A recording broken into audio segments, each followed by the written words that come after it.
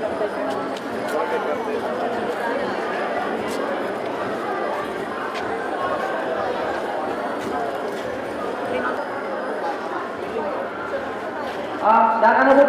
lupa mga muda. Ilan ang mga tao mga muda, di ba babaya siya?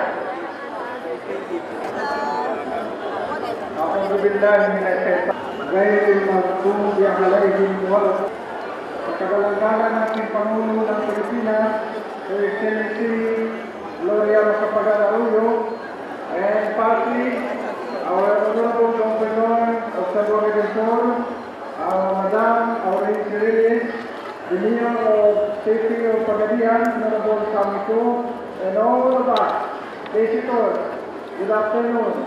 Assalamualaikum warahmatullahi wabarakatuh. Pwede na po tayo kumain. We are now going to take our food. Mapakay din, kumasan, kasabate po ito.